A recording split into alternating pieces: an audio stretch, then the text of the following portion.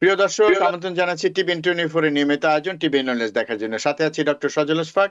দর্শক, আপনারা জানেন যে আমাদের অনুষ্ঠানটি নিউ ইয়র্ক থেকে সরাসরি সম্প্রচারিত হচ্ছে এবং প্রতিটি পর্বে আমরা একটি বিষয় নিয়ে কথা বলি এবং সেই সাথে আমাদের সাথে থাকেন একজন বিশেষজ্ঞ চিকিৎসক। দর্শক, আজকে আমরা একটি ভিন্ন বিষয় নিয়ে কথা বলবো এবং তার সাথে কিছুটা মানসিক সমস্যার একটা যোগ আছে।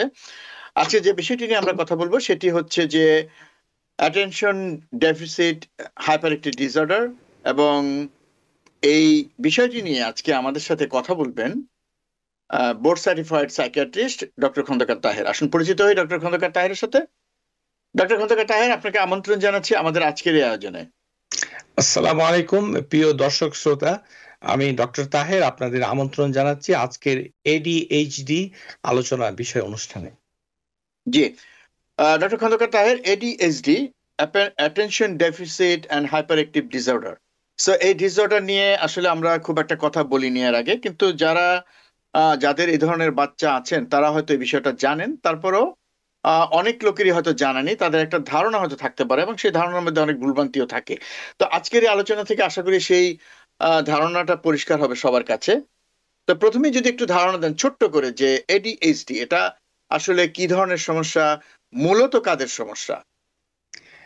ধন্যবাদ ডক্টর আশফাক। এডিএইচডি এটি দুটো শব্দের সমাহার।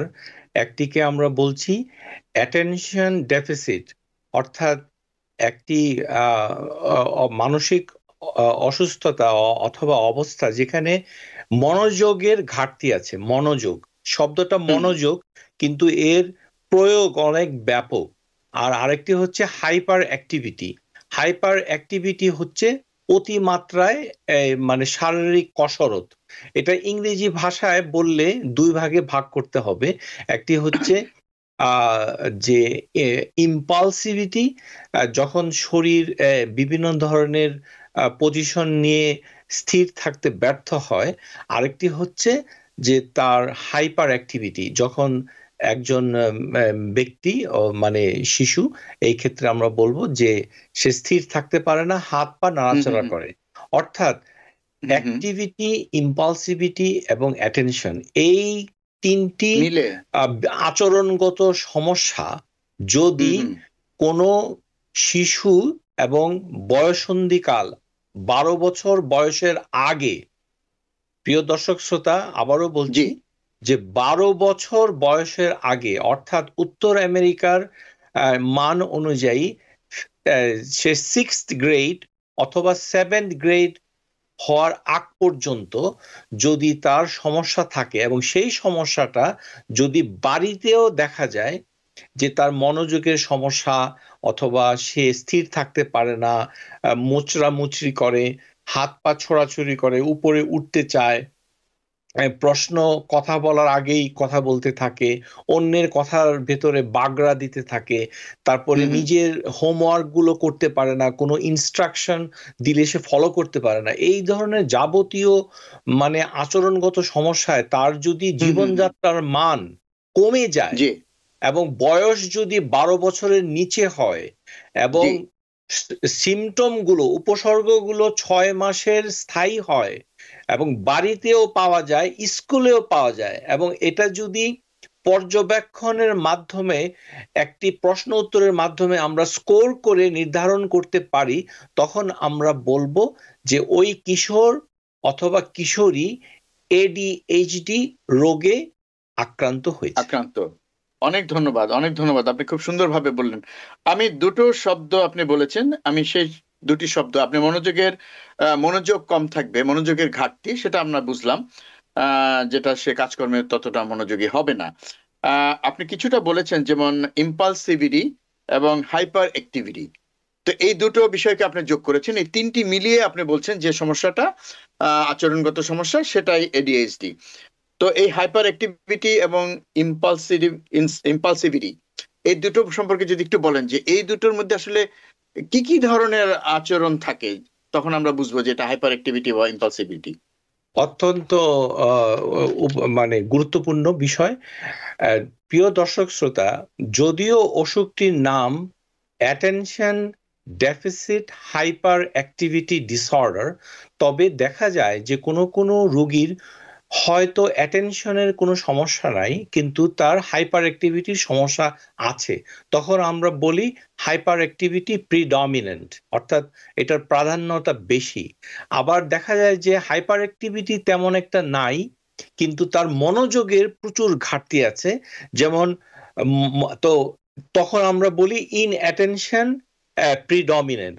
আবার কোনো কোনো রোগীর ক্ষেত্রে দেখা যায় যে উভয়টাই আছে, তাহলে আমরা 3 ভাগে ভাগ করছি। এখন প্রশ্ন হলো যে হাইপার অ্যাক্টিভিটিটা কিভাবে বিকাশ ঘটে, অর্থাৎ আমরা কিভাবে বুঝবো যে এই শিশুটার হাইপার অ্যাক্টিভিটি হচ্ছে।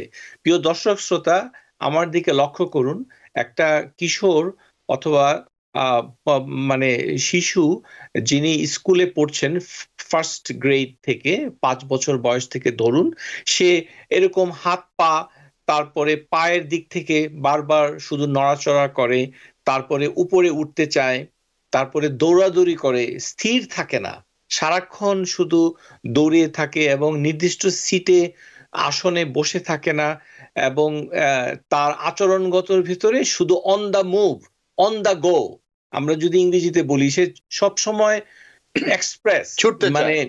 সে খালি আমরা যেটাকে কথ্য বাংলায় বলি যে দৌড়ের উপরে থাকে।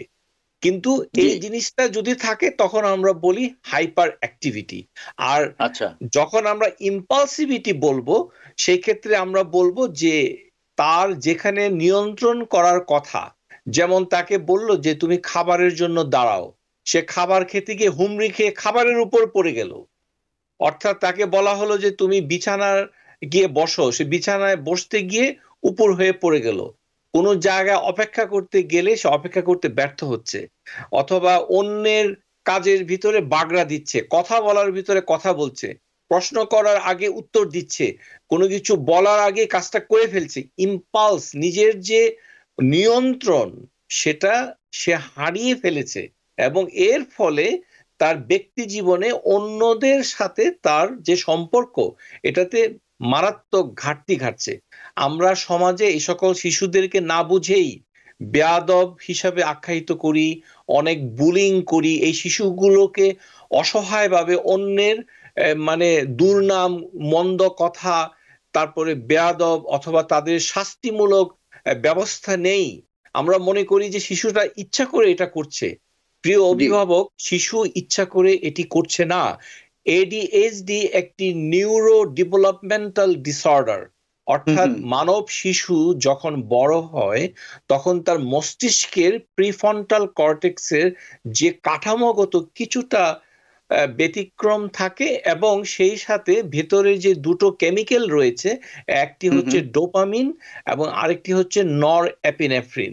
এই দুটো কেমিক্যালের স্বল্পতা থেকে ব্রেনের কোনো অংশে থাকাতে তার মনোযোগ এবং তার মানে মুভমেন্ট, অর্থাৎ নড়াচড়ার একটা বৈষম্য এমনভাবে দেখা দেয়, যখন সে সামাজিক কাজকর্মগুলো, স্কুলের কাজগুলো, আচরণগত কাজগুলো একেবারেই করতে পারে না। ফলে শিশুটি, কিশোরটি শাস্তির মুখে হয়, বুলির শিকার হয়, এবং ক্রমান্বয়ে তার অবস্থা অবনতি ঘটতে থাকে।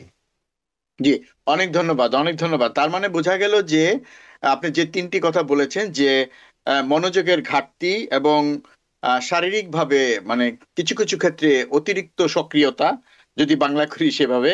আরটা হচ্ছে যে বিশেষ ধরনের ধৈর্যহীনতা, আপনি যেগুলি বললেন, এই জি, সবগুলো মিলিয়ে যদি থাকে এবং কোনোটি থাকে বা দুটোই থাকে বা সবগুলোই থাকে, তাহলে আপনারা চিন্তা করবেন যে হয়তোবা এই শিশুটির এই সমস্যা আছে। এবং আপনি খুব সুন্দরভাবে বললেন যে এই শিশুরা যেমন পরিবারের কাছ থেকে বিভিন্ন রকম হেনস্থার শিকার হয়, তেমনি সামাজিক ভাবেও আমরা তাদেরকে হেয় করি, অন্যরাও তাদেরকে হেয় করার একটা সুযোগ পায়, যেটা আসলে কোনোভাবেই কাম্য না, অথচ তারা ইচ্ছা করে কাজটা করছে না, এটা তাদের একটা সমস্যা বলি তারা এটা করছে।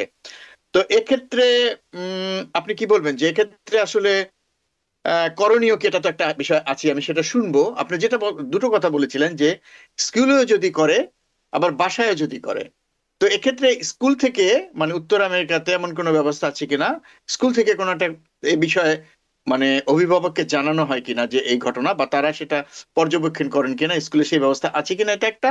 আর পরিবার থেকে আমরা কিভাবে পর্যবেক্ষণ করব? আমরা নিজেরাও তো একটু অতিরিক্ত যদি সচেতন হই, আমরা নিজেরাও এটা ধরতে পারি। যদিও বলে রাখি এটা, যে এটা আপনি হয়তো জানেন যে আমাদের মধ্যে আসলে আমাদের শিশুদের কোনো সমস্যা আছে, এটা আমরা আহ অভিভাবক হিসাবে মেনে নিতে চাই না। এটা একটা বড় সমস্যা আছে। কাজেই সব মিলিয়ে যদি বলেন আসলে বিষয়টা আমরা কিভাবে দেখব?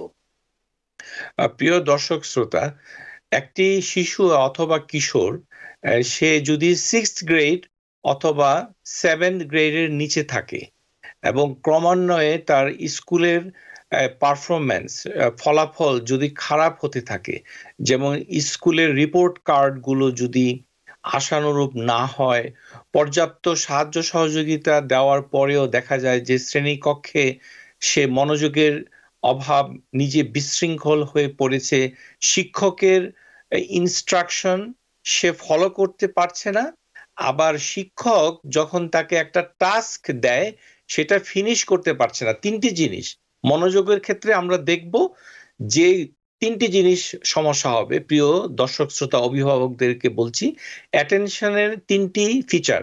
একটি হচ্ছে যে কোনো অ্যাটেনশন ডিটেইল সে দিতে পারবে না, অর্থাৎ কোনো একটা মানে কথা যখন আপনি তাকে বলছেন, সেই কথার খুঁটিনাটিগুলো ওই শিশু অথবা ওই কিশোর লক্ষ্য রাখতে পারবে না। Difficulty in details of instruction, এটা একটা। তারপরে হচ্ছে ইনস্ট্রাকশনটা যখন দেওয়া হবে তাকে সে ফলো করতে পারবে না, এটি। আরেকটি হচ্ছে ইনস্ট্রাকশনটা দেওয়া হলো টাস্ক সম্পন্ন করতে পারবে না। এই তিনটির যখন ব্যত্যয় হবে, বিঘ্নিত হবে, তখন তার একাডেমিক কার্যক্রম মুখ থুবড়ে পড়ে যাবে, শিশু আশানুরূপ কথা বলতে পারবে না। সে মানে তখন যেটা হয় উত্তর আমেরিকা, কানাডা এবং আমেরিকাতে, তখন স্কুলের সোশ্যাল ওয়ার্কার তার অভিভাবককে জানায় যে আপনার শিশু অথবা আপনার ছেলে অথবা মেয়ে সে স্কুলে গিয়ে শিক্ষকের ইনস্ট্রাকশন ফলো করতে পারছে না, পড়াশোনায় অমনোযোগী হচ্ছে, ঠিকমতো টাস্ক করতে পারছে না, বিশৃঙ্খল আচরণ করছে। তারপর দেখতে হবে তার হাইপার অ্যাক্টিভিটি, এটা সিগনিফিকেন্ট ভাবে স্কুলে অন্যদের কাজে ব্যাঘাত ঘটে কিনা। যেমন সে আচ্ছা। সমস্ত শিশুদের আগেই উত্তর দিচ্ছে, কেউ কথা বললে সেখানে গিয়ে বাগড়া দিচ্ছে, শিক্ষকের সাথে তর্ক করছে, অথবা মানে সে দ্রুত গতিতে নিজের বেঞ্চ থেকে উঠে গিয়ে অন্য জায়গায় চলে যাচ্ছে, ক্লাসরুমে ঘুরে বেড়াচ্ছে, তাকে বলা হচ্ছে তুমি এক জায়গায় বসো। অর্থাৎ তার যে মোটর সমস্যা, মোটর মানে চলাফেরা, এটা এমন ভাবে বেড়েছে যে তাকে এক জায়গায় স্থির করে বসে রাখাটা দুষ্কর। এই সমস্যাটা যখন হবে তখন শ্রেণী শিক্ষক, ক্লাস টিচার অথবা সোশ্যাল ওয়ার্কার অভিভাবকের সাথে যোগাযোগ করবে। অন্যদিকে বাড়ির অভিভাবক যদি দেখেন যে তার সন্তান পড়াশোনা করতে পারছে না, সারাদিন বাসায় দৌড়াদৌড়ি করছে, ভাঙচুর করছে, ঘুরে বেড়াচ্ছে, কথা বলার আগে তর্ক করছে, কথা বলার আগে উত্তর দিচ্ছে, কোনো বাড়ির কাজ হোমওয়ার্ক দিলে করতে পারছে না, এই ধরনের কোনো মানে সম্ভাবনা যখন থাকবে, তখন তাদের উচিত যে সোশ্যাল ওয়ার্কারের সাথে স্কুলের টিচারের সাথে একটা সমন্বয় স্থাপন করে। আবারও বলছি, বিজ্ঞানীরা বলেছেন যে কমপক্ষে দুটো সেটিং এ তার সমস্যাগুলো থাকতে হবে। অর্থাৎ শিশু যেহেতু, তাকে বাধ্যতামূলকভাবে স্কুল বিদ্যালয়ে থাকতেই হচ্ছে, কিন্ডারগার্টেন, এলিমেন্টারি এবং মিডল স্কুল, এবং 6th গ্রেড 7th গ্রেডের নিচে শিশুটা থাকবে, কিশোরটা থাকবে। তাহলে স্কুল থেকে একটি রিপোর্ট নিতে হবে, আর বাড়িতে অভিভাবক যারা তাকে পর্যবেক্ষণ করছেন তারা তাকে পর্যবেক্ষণ করবেন, এবং এই পর্যবেক্ষণের সময়কাল হবে 6 মাস। কমপক্ষে 6 মাস যদি এই সমস্যাটা থাকে, এই পর্যবেক্ষণটাকে একটা মাত্রায়, একটি পরিমাপের নিয়ে যাওয়ার জন্য কতগুলো প্রশ্নমালা রয়েছে। বর্তমানে দুটো প্রশ্নমালা খুবই উপযোগী। একটিকে বলা হয় কনার্স রেটিং স্কেল। আমরা স্কেল, এই নামগুলো খুবই ভারী শব্দ দিয়ে তৈরি, কিন্তু এগুলো 2 পাতার কতগুলো প্রশ্নমালা ইংরেজি ভাষায় লেখা আছে। আরেকটি হচ্ছে ভ্যান্ডারবিল্ট এডিএইচডি স্কোর। এটা পিতামাতারা স্কোর করবেন। প্রথম জায়গায় থাকবে হচ্ছে 47টা প্রশ্ন সহজ ইংরেজিতে, আচরণগত, অ্যাটেনশনগত এবং হাইপার অ্যাক্টিভিটিগত। ওখানে জি 4 মাত্রায় তাকে স্কোর করতে হবে, যে সব সময় হয়, কখনোই হয় না, একেবারেই হয় না, খুব বেশি হয়, এরকম 4টা ডিগ্রিতে আপনি ওখানে গোল বাবল সাইন থাকা আছে, সেটা আপনি পূরণ করবেন। আর শিক্ষককে আরেকটি দিবেন। এই শিক্ষকের স্কোরিং আর বাসায় অভিভাবকের স্কোরিং, এই দুইটা স্কোরিং নিয়ে আপনাকে যেতে হবে একটা ক্লিনিকে, বিহেভিয়ারাল হেলথ ক্লিনিক, যেটাকে আমরা ট্রেডিশনালি বলছি চাইল্ড অ্যাডোলসেন্ট বিহেভিয়ারাল ক্লিনিক। সেখানে একজন সাইকিয়াট্রিস্ট অথবা মানে ট্রেন্ড চাইল্ড সাইকোলজিস্ট, আবারও বলছি ট্রেন্ড চাইল্ড সাইকোলজিস্ট অথবা সাইকিয়াট্রিস্ট অথবা নিউরো ডেভেলপমেন্টাল পিডিয়াট্রিক্স, এই 3জন পেশার লোক এই এডিএইচডিটাকে নির্ণয় করে অভিভাবককে জানাবে, শিক্ষককে জানাবে। তারপর তার জন্য একটি কম্প্রিহেন্সিভ চিকিৎসা ব্যবস্থা গড়ে তুলতে হবে, একটা ঐক্য গড়ে তুলতে হবে। আমরা রাজনৈতিক ঐক্যের কথা শুনে থাকি, এখানে ঐক্যটা হবে হচ্ছে যে 3টি এলাকায়, একটি হচ্ছে শিশু, অভিভাবক এবং শিক্ষক, এবং তাদেরকে পর্যবেক্ষণের মাধ্যমে এই নির্ণয় করতে হবে যে শিশুটি কি ঔষধ পাওয়ার যোগ্য, অথবা এই শিশুটাকে অন্য কোনো বিহেভিয়ারগত কোনো চিকিৎসা দিতে হবে, অথবা প্যারেন্টদের কোনো স্কিল ডেভেলপ করতে হবে। এইভাবে সামগ্রিকভাবে একটা চিকিৎসা ব্যবস্থা গড়ে তুললে তখন এই রোগের নিরাময় সম্পূর্ণভাবে হবে না, তবে উপসর্গগুলো নিয়ন্ত্রণে থাকবে। আমরা যেটা বলি যে উপসর্গগুলো যদি নিয়ন্ত্রণে থাকে, তাহলে শিশুর যে কাজ, অর্থাৎ তার ব্যক্তি জীবনে যে সফলতা, যেমন পড়াশোনায় উন্নতি, শৃঙ্খলা বোধ, তারপরে নিজের পরিষ্কার পরিচ্ছন্নতা, তারপর অন্যান্য আচার অনুষ্ঠান যেমন ধর্মীয়, সামাজিক, এই ধরনের ক্ষেত্রগুলোতে শিশু সফলভাবে মানে আশা করা যায় যে ধরনের আচরণ করা উচিত, সমুচিত, সেগুলো সে করতে পারবে। এর ব্যত্যয় ঘটলে শিশু সে করতে পারবে না। কিন্তু আমরা দুঃখজনকভাবে এই শিশুকে দায়ী করে এমন একটা দায়ী একটা সমাজ গড়ে তুলছি, যেটা অত্যন্ত নিদারুণ এবং অত্যন্ত বৈষম্যমূলক, যে আমরা শিশুর সাথে তার অধিকার ফিরিয়ে না দিয়ে তাকে দায়ী করছি তার আচরণের জন্য, অথচ অভিভাবকরা বুঝতে চাচ্ছি না যে এটি একটি মানুষের মস্তিষ্কে ডেভেলপমেন্টাল গত একটি ঘাটতি থেকে এই আচরণ এবং এই মানে তার এই সমস্যার উৎপত্তি। জি, তো এখানে একটা প্রশ্ন, যেটা আপনি বলছিলেন যে চিকিৎসার বিষয়ে, যে ওষুধপত্র লাগবে কিনা, তার আচরণগত কোনো চিকিৎসা লাগবে কিনা, বা অভিভাবকের কোনো রকম প্রশিক্ষণ লাগবে কিনা, তারা কিভাবে ডিল করবেন শিশুটাকে। এখন প্রশ্ন হচ্ছে যে আপনি যে প্রক্রিয়ার কথা বললেন, যে শিক্ষক, তারপরে শিশু এবং অভিভাবক, এবং তার সাথে ধরেন যারা ওনার ওই চিকিৎসা করবে, মানে রোগ নির্ণয়ের প্রক্রিয়াটা বা সমস্যাটা নির্ণয় করার প্রক্রিয়ায় কি এটা, মানে এভাবে কি এটা ডায়াগনোসিস হয়? জি, ধন্যবাদ। অত্যন্ত গুরুত্বপূর্ণ বিষয় যে এই অসুখটুকু আমরা সাধারণত অসুস্থতা বলতে যেটা বুঝি শারীরিক অসুস্থতা, এটা আসলে শারীরিক অসুস্থতাকে ওইভাবে নির্ণয় করা হয় না, কারণ এটি একটি মানে মানসিক অসুস্থতা।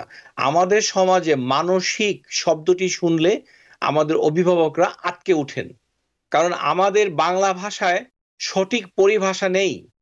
আমি আবারও বলছি, অত্যন্ত দুঃখ বেদনার সাথে বলছি, আমাদের সমাজের যে দৃষ্টিভঙ্গি, এটি অজ্ঞতা এবং না জানার কারণে এটি হচ্ছে।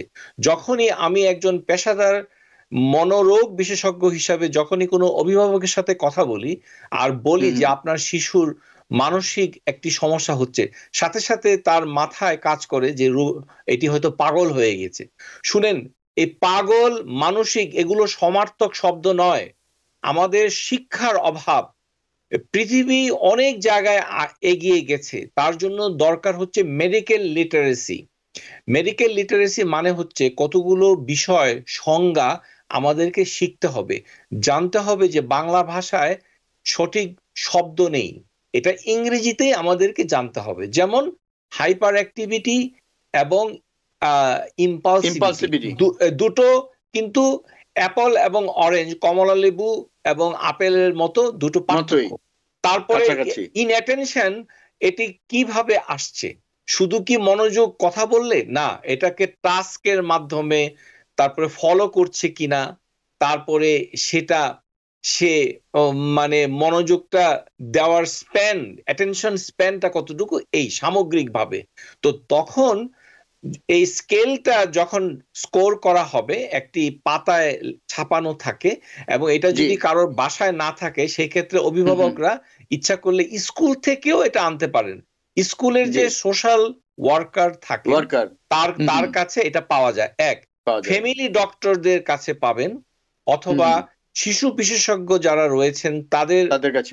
অফিসে পাওয়া যায়, অথবা হুম হুম চাইল্ড অ্যাডোলেসেন্ট যে আউট পেশেন্ট ডিপার্টমেন্ট রয়েছে, অর্থাৎ জি আপনাকে যে কোনো চিকিৎসকের কাছে যেতে হবে। সেটার জন্য বিশেষজ্ঞ চিকিৎসকের তিনটি রকম আমরা বলে দিলাম। একটি হচ্ছে জি শিশু বিশেষজ্ঞ, একটি হচ্ছে মানসিক স্বাস্থ্য বিশেষজ্ঞ, আরেকটি হচ্ছেন সাইকোলজিস্ট, যিনি চাইল্ডের উপরে প্রশিক্ষণ প্রাপ্ত। এরা আপনাকে ওই প্রশ্নমালাটা দিবে। এই দেওয়ার পর এটা আপনি বাসায় বসে পর্যবেক্ষণ করে হুম হুম স্কোর করবেন। স্কোর করার পর এটাকে ইন্টারপ্রিটেশন করতে হবে তাদের মাধ্যমে। তো বিষয়টি যেহেতু একটু বিস্তারিত জটিল, আমরা এইখানে জি জি আলোচনা করছি সেটাই না, শুধু বলছি বুঝতে পেরেছি। যে এটা একটা এক পাতা অথবা দুই পাতার কিছু সেটাই প্রশ্নমালার সমাহার, ফলাফল দিয়ে এই অসুখটা প্রথম নির্ণয় করার পর তখন সিদ্ধান্ত হয় যে এই শিশুকে আমরা চিকিৎসা করব। তখন বুঝতে সিদ্ধান্ত পেরেছি। হয় যে চিকিৎসার ভেতরে কি কি থাকবে। হুম হুম ঔষধ থাকবে, বিহেভিয়ার থেরাপি থাকবে, আর থাকবে জি হচ্ছে ট্রেনিং। দুটো তো ট্রেনিং আমরা অত্যন্ত আমরা আমরা সেগুলি শুনবো ডক্টর খন্দকার তাহের। অনেক ধন্যবাদ, বুঝতে পেরেছি যে এই প্রক্রিয়ার মধ্যে যেতে হবে। তারপরে হয়তো আরো অনেক কিছু আছে, সেটা তো থাকবেই। তারপরও এভাবেই রোগটা বা এই সমস্যাটা আসলে ডায়াগনোসিস হয়। তো ডক্টর খন্দকার তাহের, এই মুহূর্তে আমাদের সাথে একজন দর্শক যোগ দিয়েছেন, আমরা দেখি দর্শকের হ্যাঁ, প্রশ্নটা কি। আসসালামু আমরা আলাইকুম। ওয়ালাইকুম ওয়ালাইকুম সালাম। সালাম। হ্যাঁ, জি বলুন, আমি আপনার প্রশ্ন জানতে বলুন। যেমন স্কুলের কথা, থার্ড গ্রেড, ফোর্থ গ্রেড, এটা কি আর্লি বাচ্চাদের এই ধরনের সমস্যা, যেমন বাচ্চা ঘুমাইতে চায় না, তারপরে বাচ্চা বুক দিলে 2 years and 3 months, সে বুক দিলে ডিরেকশন ফলো করে না, সে খুব চঞ্চল, সে অল টাইম ঠিক মতো টয় দিয়ে খেলতে চায় না, শিখাই দিলে সে শিখবে না, নিজে নিজে নিজে করতে চায়, আচ্ছা, ঘুমাতে আপনার চায় না। আপনার বাচ্চার বয়স কত? 2 বছর 3 মাস। না, এই বয়সে অত্যন্ত গুরুত্বপূর্ণ। আপনাকে অসংখ্য ধন্যবাদ যে আপনি আমাদের অনুষ্ঠানে সরাসরি প্রশ্ন করে জানতে চেয়েছেন, এই জন্য আপনাকে বিশেষ হ্যাঁ, ধন্যবাদ জানাচ্ছি আমি ওয়েলকাম। TVN24 এর পক্ষ থেকে। প্রিয় দর্শক শ্রোতা, এটি বয়সের তারতম্যে বিজ্ঞানীরা বলছেন যে 7 বছর আগে এটিকে পুঙ্খানুপুঙ্খানুরূপে এই অসুখে আক্রান্ত হয়েছে বলে সিদ্ধান্ত নেওয়া যাবে না। এটি হচ্ছে মেজরিটি সায়েন্টিস্টের এই মত। কেউ কেউ বলছেন 5 বছর, তবে 7 বছর হচ্ছে কাট অফ। এখান থেকে শুরু করে 12 বছর পর্যন্ত এটি জি শুরু হতে হবে। অর্থাৎ যে শিশু, এই প্রশ্নকারী আমাদেরকে শুনিয়েছেন যে শিশু ঠিকমতো খাচ্ছে না, ঘুমাতে চাচ্ছে না, মায়ের কথা শুনছে না, এগুলো ADHD অসুখের অংশ নয়। এটি হচ্ছে শিশুর অন্য কোনো শারীরিক সমস্যার কারণে হতে পারে, অথবা পরিবেশগত কারণে হতে পারে। আমরা অনেক সময় শিশুর ঘুমের পরিবেশ সৃষ্টি না করে, হয়তো পাশে টেলিভিশন চলছে অথবা কেউ কথা বলছে, নীরবতা, আলোর প্রভাব রয়েছে এবং বাড়িতে অনেক মানুষের আনাগোনা, বিছানাটা আরামদায়ক না, অথবা খাবার যেটা শিশু খেয়েছে সেটি সহজ হজমযোগ্য নয়, এই ধরনের পরিবেশগত যেই কারণগুলো রয়েছে, পরিবেশগত, হুম হুম এনভায়রনমেন্টাল বললেই শুধু মার্কিন যুক্তরাষ্ট্রের অথবা পৃথিবীর ওই জলবায়ুটা বোঝায় না। এনভায়রনমেন্ট বলতে বাড়িতে যে মাইক্রো এনভায়রনমেন্ট, যেটাকে জি পরিবারের পরিবেশ, সেটার উপর নির্ভর করে শিশুর আচরণগত। এখানে মানসিক অসুখ হওয়ার সম্ভাবনা খুবই কম, কারণ এই শিশু অনেক ছোট। আমরা 7 বছর বয়স থেকে লক্ষ্য করব যে তার আচরণগত সমস্যা হয়েছে কিনা। আশা করি বুঝতে পেরেছেন। জি, অনেক ধন্যবাদ, অনেক ধন্যবাদ। তো তো দর্শক, সময় হলো বিরতি নেবার। বিরতির পর আবার ফিরে আসবে অনুষ্ঠানে, আশা করি ততক্ষণ আমাদের সাথে থাকবেন। দর্শক, বিরতির পর আবার ফিরে এলাম অনুষ্ঠানে। আপনারা দেখছেন টিবিএন ওয়েলনেস, সাথে আছি ডাক্তার সজল আশফাক। আমাদের আজকের অতিথি board certified psychiatrist doctor Khandakar Taher. আজকে আমরা কথা বলছি এডিএইচডি নিয়ে। তো আমরা অনেকটাই কথা বলে ফেলেছি এবং অনেক গুরুত্বপূর্ণ আলোচনা হচ্ছে আজকে। তো ডক্টর খন্দকার তাহের, আমরা মোটামুটি ডায়াগনোসিস সম্পর্কে শুনলাম এবং আচরণগত তো শুনেছি বিস্তারিত আপনার কাছ থেকে। অনেক ধন্যবাদ। এমন একটি বিষয় নিয়ে আপনি এত সুন্দরভাবে উপস্থাপন করছেন এবং আমাদের দর্শকরা নিশ্চয়ই বিষয়টা উপভোগ করছেন এবং এ বিষয়ে তারা জানতে পারছেন এবং সচেতন হবেন আশা করি। তো আমার যেটা প্রশ্ন, যে কিছু কিছু সমস্যা কিন্তু আমরা জানি। আপনি একটু বললেন না যে আমরা অনেক টার্মিনোলজি, মেডিকেল লিটারেসি অনেক সময় আমরা জানি না, যে কারণে অনেক শব্দ আমরা শুনে শুনে ব্যবহার করে ফেলি যার তার ক্ষেত্রে। তো এরকম যেমন আমরা অনেক সময় অটিজম সম্পর্কে জানি, লার্নিং ডিসেবিলিটি সম্পর্কে জানি। তো এগুলোর সাথে অটিজম বা লার্নিং ডিসেবিলিটির সাথে এই এডিএইচডির কোনো সম্পর্ক আছে কিনা, বা সেগুলো কি পুরো পৃথক কিনা, একটু যদি আলোকপাত করেন বিষয়টার উপর। অবশ্যই, এটি অত্যন্ত গুরুত্বপূর্ণ। যখনই কোনো শিশুর এডিএইচডি সন্দেহ করা হবে, অর্থাৎ এই অসুখটা আছে, তখন শিশুর কমপক্ষে 6টি বিষয়ে আমাদেরকে সতর্ক থাকতে হবে যে এগুলো শিশুতে নেই, মানে এই কিশোর অথবা শিশুর কাছে সেইটা নেই। তার অন্যতম হচ্ছে লার্নিং ডিসঅর্ডার, অর্থাৎ তার যে ল্যাঙ্গুয়েজ সমস্যা অথবা লার্নিং সমস্যা, যেমন ম্যাথমেটিক্স একটা লার্নিং ডিসঅর্ডার হতে পারে, রিডিং এর একটা সমস্যা হতে পারে, তারপরে চোখের এবং কানের সমস্যা হতে পারে, এবং কোনো শিশু হয়তো অটিস্টিক স্পেকট্রাম ডিসঅর্ডারে আক্রান্ত। যদি অটিস্টিক স্পেকট্রাম ডিসঅর্ডারে আক্রান্ত শিশু হয়, তখন তার ক্ষেত্রে এডিএইচডি ডায়াগনোসিস করা যাবে না। সেক্ষেত্রে সেটা অটিস্টিক স্পেকট্রাম ডিসঅর্ডারে চলে যেতে হবে। আরেকটি বিষয় জানা উচিত যে এডিএইচডির আচরণগত বিষয়গুলো অনেক সময় শিশুর সাথে লুক্কায়িত অন্য আরেকটা মেন্টাল ইলনেসের বহিঃপ্রকাশ হতে পারে।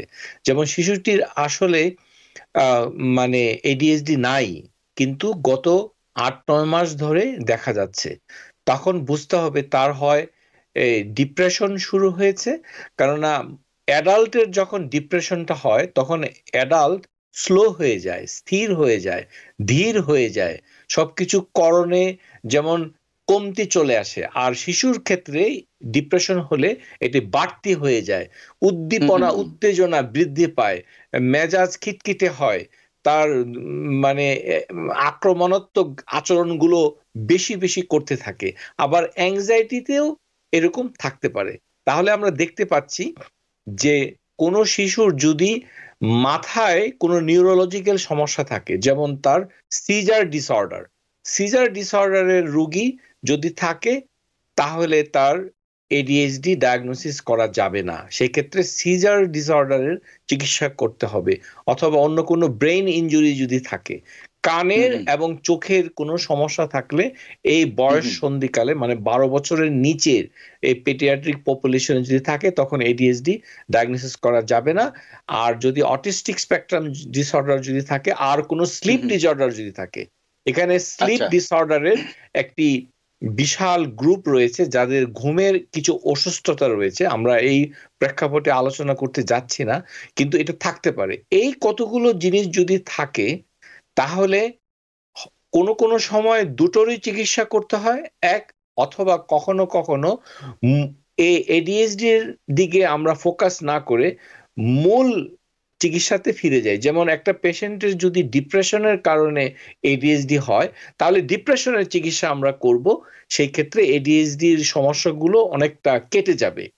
তাহলে আশা করছি যে এটা রোগ নির্ণয় করার ক্ষেত্রে এই অসুখটার ক্ষেত্রে আমরা একটা thorough medical check up primary care doctor করবেন, তার হার্ট ঠিক আছে কিনা এটা দেখবেন, এবং ফ্যামিলি হিস্ট্রিতে পিতামাতার কোনো এডিএইচডি আছে কিনা। যদি এটা আমরা না জেনে থাকি সেক্ষেত্রে পিতামাতা, কারণ এই অসুখটা যদি চিকিৎসা না করা হয় তাহলে এর পরিণতি কি, যদিও আজকে এই প্রশ্নটা আমাকে করা হয়নি, তবে আমি অগ্রিম আপনাদের জানিয়ে দিচ্ছি। একটি শিশুর আপনার কিশোরের যদি এডিএইচডি চিকিৎসা সঠিক সময় না করেন তাহলে অ্যাডাল্ট হয়ে যাবে যখন প্রাপ্তবয়স্ক, অর্থাৎ বয়স যখন 17 থেকে 18 হয়ে যাবে, তখন তার হাইপার অ্যাক্টিভিটিটা কমে যাবে। অর্থাৎ ওই ছোট শিশুর মতো এখন হইচই করবে না, ওরকম হাত পা ছোড়াছুড়ি করবে না, কিন্তু কি থেকে যাবে? ইনঅ্যাটেনশন থেকে যাবে। ইনঅ্যাটেনশন থেকে গেলে সে প্রাপ্তবয়স্ক হওয়ার পর সে যে কাজগুলো করছে, পেশাগত কাজ, সেই কাজ যত ছোটই হোক আর বড়ই হোক, আমরা জানি যে শিল্প বিপ্লবের পরে অধিকাংশ পেশা অ্যাটেনশন একটি অন্যতম অনুষঙ্গ। অ্যাটেনশন যদি কেউ ক্যাপিটালাইজ করতে না পারে তাহলে সে চাকরি ধরে রাখতে পারবে না, সেটা সে আইটি এক্সপার্টই হোক, অথবা কম্পিউটার, অথবা প্রকৌশলী, অথবা ডাক্তার, অথবা আপনার হচ্ছে ট্যাক্সি ড্রাইভার, যেটাই হোক না কেন, অ্যাটেনশন সমস্যা যদি থেকে থাকে তাহলে পেশাগতভাবে সফল হবে না, বরঞ্চ দুর্ঘটনা এবং চাকরিচ্যুতি মানে ঘটবে, সেটা তার জীবনের জন্য আরো বিপর্যয় ডেকে নিয়ে আসবে। অর্থাৎ আমরা বলতে চাচ্ছি যে এই অসুস্থতাটা নিরূপণ করা একটি চ্যালেঞ্জ, কিন্তু চ্যালেঞ্জ মোকাবেলা করার জন্য রয়েছে ইনস্ট্রুমেন্ট, অর্থাৎ প্রশ্ন উত্তর, সেই সাথে কতগুলো জটিল রোগ তার শরীরে আছে কিনা ওটাকে করতে হবে রুল আউট, তারপরে দিতে হবে হচ্ছে ঔষধ, এবং এই ঔষধগুলো একটু চমকপ্রদ, আমরা সেই বিষয়ে সময় থাকলে আলোচনা করব। অথবা আমি আসলে আপনি যে কথাটা বললেন আমি আসলে সেই প্রশ্নটাই করতে যাচ্ছিলাম যে 12 বছরের পর এদের কি হবে, আপনি বলেই দিয়েছেন সেটা। এবং এখন প্রশ্ন হচ্ছে যে আগে শুনবো যে 12 বছরের আগে চিকিৎসাটা কেমন হবে, আর 12 বছরের পরে যখন অ্যাডাল্ট হয়ে যায় তখন যদি তার এই সমস্যাটা রয়ে যায় বা চিকিৎসা না হয় বা এটা ডায়াগনোসিস না হয়, তখন ক্ষেত্রে তার পরিণতি কি সেটা একটু বলেছেন আপনি, বা তার ক্ষেত্রে চিকিৎসাটা কি? তো দুই ক্ষেত্রে চিকিৎসাটা যদি একটু আলাদা করে বলেন। অত্যন্ত গুরুত্বপূর্ণ প্রশ্ন। ধরুন একজন শিশু কিশোর, সে উত্তর আমেরিকায় জন্ম হয়েছে, সুতরাং তার স্কুল জীবন থেকেই কিছুটা সিমটম হয় রিপোর্ট কার্ডে লেখা থাকবে অথবা অভিভাবকের নজরে পড়বে, যদিও ডায়াগনোসিস হয়তো হয়েছে অথবা হয়নি, কিন্তু কিছুটা দলিল আকারে পাওয়া যাবে, রিপোর্ট কার্ডে লেখা থাকবে যে এই শিশুটা হাইপার অ্যাক্টিভ ইন ক্লাস ইত্যাদি ইত্যাদি, অথবা ইনঅ্যাটেন্টিভ ইন দ্য ক্লাস, এরকম। আর যদি ক্লিনিকে ডায়াগনোসিস করা থাকে তো থাকলো। তো চিকিৎসাটা শুরু হলে এই চিকিৎসাটা আসলে চলতেই থাকে, অর্থাৎ আমরা ড্রাগ হলিডে বলে একটা কথা ব্যবহার করে থাকি।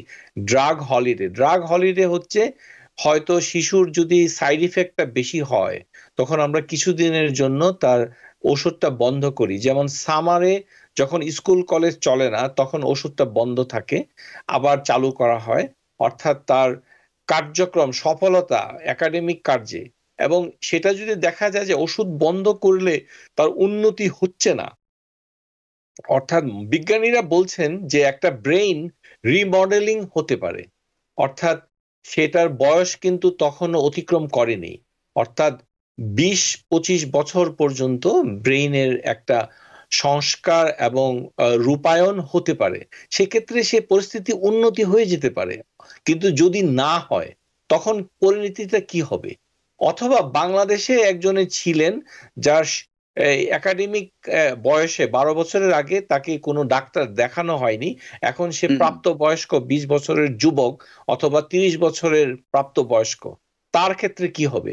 ইনঅ্যাটেনশন, অর্থাৎ তিনি পেশাগত কারণে 3টি কাজ করতে পারবেন না, একটা ইনস্ট্রাকশনকে ফলো করতে পারবেন না, ফলে কাজ করতে গিয়ে তার ভুল হবে এবং চাকরি চলে যাবে।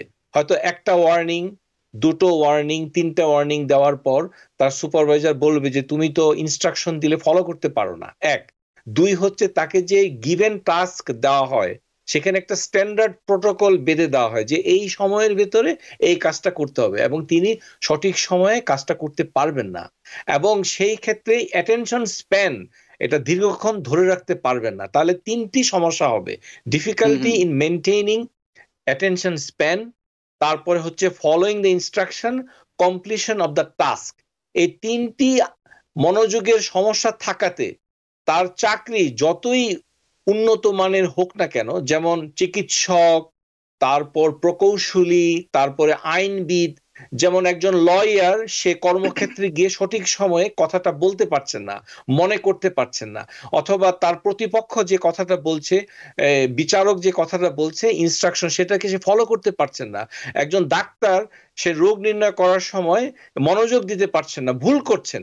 পেশাগতভাবে যে কোনো, ইভেন কোনো গৃহিণী যদি বাসায় থাকেন, তিনি ঠিকমতো রান্না করতে পারবেন না, রান্নায় ভুল করবেন, অথবা কোথায় কি রেখেছেন সেটাকে ট্র্যাক করতে পারবেন না। তাহলে মনোযোগের সমস্যাটা তাকে এমন ভাবে আক্রান্ত করবে যে তার সামাজিক, ব্যক্তিগত এবং পেশাগত তিনটি জায়গা, আমরা ইংরেজি ভাষায় যেটা বলি সোশ্যাল ফাংশনিং, ইন্টারপার্সোনাল ফাংশনিং এবং অকুপেশনাল ফাংশনিং, এই তিনটি ক্ষেত্রে একটি নেগেটিভ একটা পরিণাম তার জন্য অপেক্ষা করছে। পরিণতি হচ্ছে কি? পরিণতি হচ্ছে চাকরিচ্যুতি, ফায়ার ফ্রম দা জব। পরিণতি হচ্ছে অ্যাক্সিডেন্ট। পরিণতি হচ্ছে ডিভোর্স অথবা গৃহ বিবাদ, অথবা পরস্পরের প্রতি একটি মনোমালিন্য। এই ধরনের ভয়ঙ্কর মানে ব্যক্তিগত সমস্যা এবং দুর্ঘটনা শিকার হতে হবে এই অসুখ চিকিৎসা না হলে। আচ্ছা, তো ডক্টর খন্দকার তাহের, আপনি, আমার একটা প্রশ্ন হচ্ছে, আপনি যখন বললেন যে চিকিৎসক তার কাজে মনোযোগ দিতে পারবেন না, বা কম্পিউটার যে আইটি স্পেশালিস্ট সে তার কাজে মনোযোগ দিতে পারবেন না, তো এক্ষেত্রে কি এই এডিএইচডি নিয়ে একটা ছেলে বা মেয়ে কি ডাক্তার হতে পারবে, বা সে কি প্রকৌশলী হতে পারবে, বা কি সে কি আইটি স্পেশালিস্ট হতে পারে? মানে সেটা কি সম্ভব? অত্যন্ত গুরুত্বপূর্ণ প্রশ্ন। বর্তমান গবেষণায় দেখা গেছে যে সকল পেশাতে অ্যাটেনশনটা বেশি লাগে, মনে করেন ডাক্তারদের ভিতরে যিনি প্যাথোলজিস্ট, সেলুলার প্যাথোলজি, যিনি স্লাইড দেখেন, মাইক্রোস্কোপের নিচে একটা সেল দেখছেন, একজন সার্জন যিনি সার্জারি করছেন, তার অ্যাটেনশনটা রাখতে হবে। এবং এই যে শল্য চিকিৎসক, প্যাথোলজিস্ট, এই চিকিৎসা শাস্ত্রের কতগুলো বিভাগ রয়েছে যেখানে প্রচুর প্রয়োজন পড়ে। অ্যাটেনশন যদি না থাকে তাহলে সে পারফর্ম করতে পারবে না, মানে সব ডাক্তারকে এক পাল্লায় মাপা যাবে না। আচ্ছা, এইটা একটা। তারপর প্রকৌশলীর ক্ষেত্রে যেখানে একটির পর একটা প্রোগ্রামিং করতে হয়, অ্যাটেনশন ধরে রাখতে হয়, ইনস্ট্রাকশনটা নিতে হয়, ওটাকে মনে রাখতে হয়, টাস্কটা সময় মতো করতে হয়। তাহলে এই ধরনের task completion demand, attention demanding job যদি কেউ করতে না পারে, সেই ক্ষেত্রে অ্যাডাল্টদের ক্ষেত্রে বর্তমানে সুচিকিৎসার ব্যবস্থা রয়েছে। আমার প্রশ্ন হচ্ছে যে ডক্টর খন্দকার তাই, মানে এডিএইচডি নিয়ে শিক্ষা জীবনটা সে অতিক্রম করতে পারে কিনা, বা সে আলটিমেটলি চিকিৎসক হয়ে গেল, তো মানে সেটা তো হতে পারছে, বা প্রকৌশলী হতে পারছে, মানে তার চিকিৎসা জীবনে চাইলে সে কিন্তু কোনোভাবে পার হয়ে আসতে পারে, তাই তো? জি, আমরা যেটা বলতে চাই যে এটি মাত্রার উপর, সিভিয়ারিটির উপর নির্ভর করে। আচ্ছা, সিভিয়ারিটি যদি আবার ওঠানামাও করতে পারে, আচ্ছা, দুটো জিনিস। তাহলে একজন পেশাদার ব্যক্তি যদি তার পেশাগত পরীক্ষাগুলো পাশ করে তিনি পেশায় যোগ দিয়ে পেশা শুরু করেন, পরবর্তী পর্যায়ে দেখা গেল যে পেশাতে মারাত্মক সমস্যা হচ্ছে, তার যে সুপারভাইজার রয়েছেন, তার যে কাঙ্ক্ষিত কাজ, জব ডেসক্রিপশনে যেগুলো আছে সেগুলো তিনি সঠিকভাবে সম্পাদন করতে পারছেন না, সেই ক্ষেত্রে তাকে ধরে নিতে হবে যে এর অ্যাডাল্ট এডিএইচডি তে তিনি আক্রান্ত, এটিতে কোনো সন্দেহ নাই। সেই ক্ষেত্রে তার সুচিকিৎসার ব্যবস্থা রয়েছে। সেই চিকিৎসাগুলো হচ্ছে যে আমরা তখন তাকে স্টিমুলেন্ট ঔষধ দিয়ে, মানে আমি এই প্রশ্নটাই করতে চাচ্ছিলাম যে মানে এটা ওষুধ দিয়ে, কি ধরনের ওষুধ দিয়ে কতদিন চিকিৎসা করতে হয়, এটা একটা প্রশ্ন। আমাদের হাতে খুব বেশি সময় নেই। আরেকটা প্রশ্ন হচ্ছে যে এ বিষয়ে অনেক রকম ভুল ধারণা আছে। এই যে হাইপার অ্যাক্টিভ বাচ্চাদের নিয়ে অনেক রকম ভুল ধারণা আছে। যেমন খুব সাধারণ যেটা আমরা বলি যে তাদেরকে চিনি জাতীয় খাবার দেয়া যাবে না। তাহলে তারা হাইপার অ্যাক্টিভ হয়ে যাবে। তো আপনি আরো ভালো জানবেন যে কি ধরনের ভুল ধারণা তাদের মধ্যে আছে এবং এই ওষুধ দিয়ে চিকিৎসার বিষয়টা যদি খুব সংক্ষেপে বলেন, আমাদের হাতে জি। হয়তো 2 মিনিট সময় আছে। অত্যন্ত কার্যকরী একটি প্রশ্ন। শুনুন, চিনির ভিতরে আমাদের জাতিগতভাবে একটা শত্রুতা রয়েছে। আমরা যখন ছোট ছিলাম তখন আমাদের মুরব্বীরা বলতো যে চিনি খাবে না, চিনি খেলে পেটে কৃমি হয়। শুনুন, চিনির সাথে কোনো রোগ জীবাণুর কোনো সম্পর্ক নেই। চিনি একটি সুষম খাবার এবং এই খাবারের সাথে ADHDর সম্পর্ক এখনো প্রতিষ্ঠিত হয়নি, বৈজ্ঞানিকভাবে হয়নি। খাবারের মাধ্যমে ADHD হয়, এটি প্রতিষ্ঠিত হয়নি। সুতরাং খাবারের প্রবণতাটা বাদ, শুধু সুষ্ঠু পুষ্টি সম্পন্ন খাবার খেতে হবে, এটি হচ্ছে মুদ্রা কথা। আর পরের যে প্রশ্নটা অবতারণা হয়েছে তার উত্তর হচ্ছে যে অ্যাডাল্ট যাদের পেশাগত উৎকর্ষতা অথবা সফলতা চান, তাদের প্রতি আমাদের নিবেদন হচ্ছে যে আপনি একজন সাইকিয়াট্রিস্টের কাছে গিয়ে স্টিমুলেন্ট জাতীয় ঔষধ, যেটাকে আমরা বলি অ্যামফিটামিন সল্ট। অ্যামফিটামিন হচ্ছে একটি মানে উত্তেজনা বৃদ্ধি করে কারক একটি মানে কেমিক্যাল। এটার একটা সল্ট দিয়ে এক ধরনের ঔষধ তৈরি করা হয় এবং এটি পর্যায়ক্রমে যদি খেতে থাকেন তাহলে দেখা যাবে যে কর্মক্ষেত্রে তার যে সমস্যাগুলো ছিল এগুলো অনেকটা কমে গেছে। সেই ক্ষেত্রে তার যদি কাজের ক্ষেত্রে সহজ হয় এবং তিনি যদি সেভাবে তার আচরণকে রূপায়ণ অথবা পরিবর্ধন করতে পারেন, তাহলে দেখা যাবে যে তাকে ওষুধের মাধ্যমেই একটা দীর্ঘকাল ধরে এই খেয়ে এবং সফলতার সাথে এই পেশায় থাকতে হবে। কিন্তু দেখতে হবে যে শারীরিক কোনো উপসর্গ যেন তৈরি না হয়। যেহেতু স্টিমুল্যান্ট, ওর ভিতরে হয়তো হাইপারটেনশন চলে আসতে পারে অথবা স্টিমুল্যান্টের ক্ষেত্রে তার ডোজ মাত্রা অতিরিক্ত বেড়ে যেতে পারে, সেক্ষেত্রে নেশার উপক্রম হতে পারে অথবা এই ধরনের সমস্যাগুলো। সুতরাং আমরা মনে করব যে একজন মানে প্র্যাকটিসিং সাইকিয়াট্রিস্টের তত্ত্বাবধানে তিনি স্বল্প মাত্রায় স্টিমুলেন্ট খেয়ে যাবেন একটা নির্দিষ্ট কাল পর্যন্ত। কিন্তু আমরা যেটা সবসময় বলে থাকি যে মানসিক রোগগুলোতে সম্পূর্ণ নিরাময় কথাটা আমরা বলি না, আমরা বলি যে উপসর্গ নিয়ন্ত্রণ, মানে সিমটমটা কন্ট্রোলে আছে কিনা, আপনার কার্যকারিতাটাকে আমরা ফিরিয়ে দিচ্ছি কিনা, আপনার অকুপেশনাল ফাংশনিংটা অপটিমাম লেভেলে চলে যাচ্ছে কিনা। এটা যদি একান্ত না করতে হয় তখন পেশা পরিবর্তনের ছাড়া আর কোনো বিকল্প থাকবে না। আশা করি বুঝতে পেরেছি। তার মানে হচ্ছে যে ওষুধ দেওয়ার পরে কিছু পার্শ্ব প্রতিক্রিয়া হতে পারে এবং সেরকম যদি কিছু হয় সেটা তারা চিকিৎসকের সঙ্গে পরামর্শ করবেন। আমরা অনুষ্ঠান শেষ করব একদম খুবই সংক্ষেপে যদি বলেন যে আসলে সময় নেই আমাদের, আমাকে প্যানেল থেকে বলা হচ্ছে যে সময় নেই। তো ডক্টর খন্দকার তাহের, আমার মনে হয় যে আমরা বিস্তারিত আলোচনা করেছি ADHD নিয়ে এবং শেষ ভাগে যেটা বলতে চাচ্ছিলাম যে আমার মনে হয় যে অভিভাবকদের এ বিষয়ে সচেতন হতে হবে যে তাদের শিশুদের মধ্যে যদি এই ধরনের সমস্যা থাকে সেটাকে তারা স্বীকার করে নিতে হবে যে এই সমস্যাটা আছে এবং এই নিয়ে তারা তাদের স্কুলে যারা সোশ্যাল ওয়ার্কার আছে বা আপনি যেভাবে বললেন চিকিৎসকের সঙ্গে কথা বলতে হবে এবং কথা বলে একটা সিদ্ধান্তে আসতে হবে এবং অবশ্যই এটা চিকিৎসায় আশা করি যে নিয়ন্ত্রণে নিয়ে আসা যাবে এই সমস্যাটাকে এবং শিশুটিকে আমরা একটি স্বাভাবিক জীবনের দিকে আমরা ধাবিত করতে পারবো সবকিছুর মাধ্যমে। ডক্টর খন্দকার তাহের, এরকম একটি বিষয় নিয়ে খুব সুন্দর প্রাঞ্জল ভাষায় সহজভাবে এরকম একটা জটিল বিষয়কে আমাদের দর্শকদের জন্য তুলে ধরার জন্য আপনাকে অনেক ধন্যবাদ। আশা করি ভবিষ্যতে আমরা এরকম আরো বিষয় নিয়ে কথা বলবো। আপনি ভালো থাকবেন। সবাইকে সুস্থতা কামনা করছি। দর্শক, এতক্ষণ যারা আমাদের সাথে ছিলেন আপনাদেরকে অনেক ধন্যবাদ। আমরা চেষ্টা করেছি ADHDর মতো এমন একটি জটিল বিষয় নিয়ে খুব সহজভাবে যতটা সহজ সম্ভব আমরা তুলে ধরার চেষ্টা করেছি। এক্ষেত্রে আমাদের একটা ভূমিকা আছে, আমাদের সন্তানদের প্রতি আমাদের একটা দায়িত্ব রয়েছে, সেক্ষেত্রে আমাদেরকে এগিয়ে আসতে হবে। তা না হলে কিন্তু তারা এই সমস্যা নিয়ে সারাটা জীবন পার করে দেবে এবং তারা হয়তো ভবিষ্যতে আরো অনেক বেশি সমস্যার মুখোমুখি হবে। আমরা নিশ্চয়ই সেটা অভিভাবক হিসেবে চাইবো না।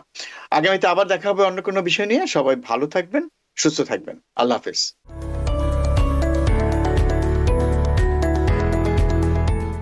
টিবিএন 24 টেলিভিশন দেখতে আজই কল করুন 7187776556। লগ ইন করুন www.totalcablebd.com। নিউ ইয়র্ক থেকে সম্প্রচারিত টিবিএন 24 টেলিভিশন বিশ্বজুড়ে বাঙালির কণ্ঠস্বর।